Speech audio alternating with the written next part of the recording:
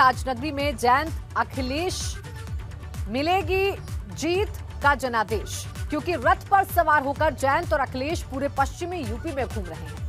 आज जयंत और अखिलेश की जोड़ी आगरा पहुंची, जहां आगरा की सभी विधानसभाओं में जमकर प्रचार किया। अखिलेश यादव की नजर आगरा की 9 विधानसभाओं पर है, जहां पिछली बार सपा का हाथ तंग रहा था, लेकिन इस बार जयंत को साथ लेकर अखिलेश जीत का दंभ भर रहे हैं और भाजपा को उसी के गढ़ में सीधी चुनौती दे रहे हैं।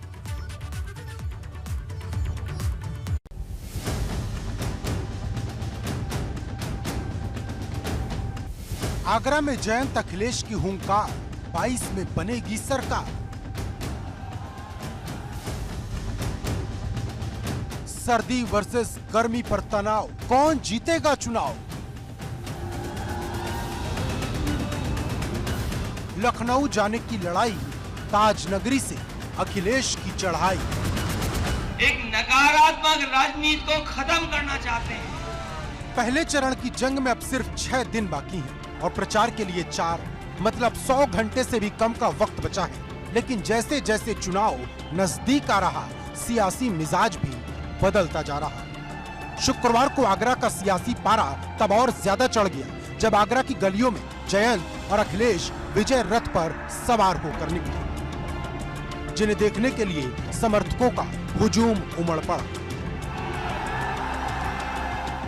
देख सकते हैं कि ये जो विजय रथ है वो आगे बढ़ने लगा है। अखिलेश यादव विजय रथ में नजर आ रहे हैं। कुल मिला के समझ सकते हैं कि अखिलेश यादव को उम्मीद है कि इस बार आगरा से इतिहास रचेगा।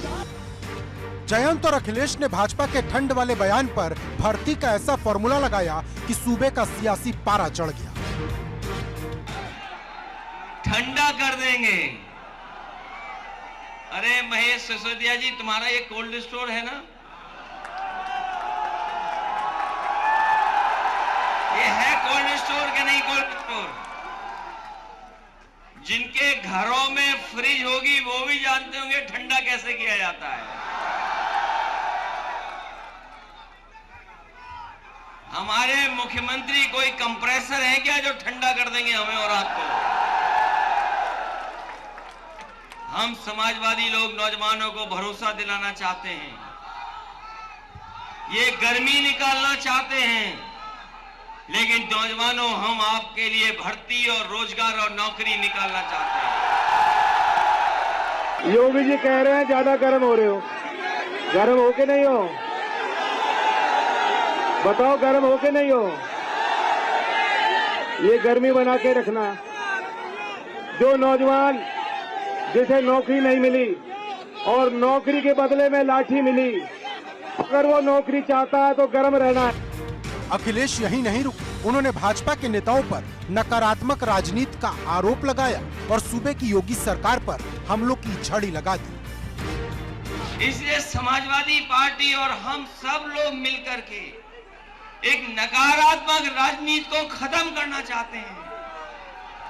एक नकारात्मक राजनीति हो रही है जो हमें और आपको बांट रही है, कभी जात के नाम पर, कभी धर्म के नाम पर। उस नकारात्मक राजनीति को हम लोग खत्म करना चाहते हैं। उस खाई पैदा करने वाली राजनीति को हम लोग खत्म करना चाहते हैं।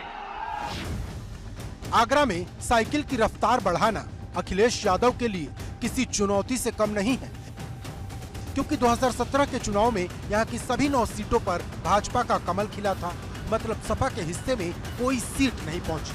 वहीं 2012 में सपा की सरकार बनने के बाद भी यहाँ की 9 में से सिर्फ 1 सीट ही सपा जीत पाई थी। लेकिन 2022 की जंग में अखिलेश पूरा जोर लगा रहे हैं ताकि आगरा में पूरी रफ्तार से साइकिल दौड़ा सके। आगरा का विकास और क्षेत्र का विकास हमेशा किया है। हम लोग सीट जीते हो न जीते हो, हम लोगों को ज्यादा सीटें मिली हो न मिली हो, लेकिन विकास में भेदभाव कभी समाजवादी लोगों ने नहीं किया। इसलिए नौजवान और नई उम्र की दीपाली दीक्षित हैं, इनको जिता करके आप विधानसभा में भेजने का काम करें। इस बार आगरा की 9 में से 6 सीटों पर सपा और 3 पर रालोद चुनाव लड़ रही है और अखिलेश को भरोसा है कि जयंत के साथ आने से न सिर्फ आगरा बल्कि पूरे पश्चिमी यूपी की हवा बदल जाएगी। हमारे साथ जयंत चौधरी जी हैं।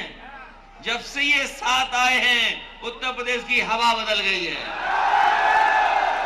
बताओ हवा बदली कि नहीं बदली? जिधर सूरज डूबता है उसी तरफ भारतीय जनता पार्टी को डुबाने का काम कोई कर रहा है तो जयंत चौधरी जी कर रहे हैं।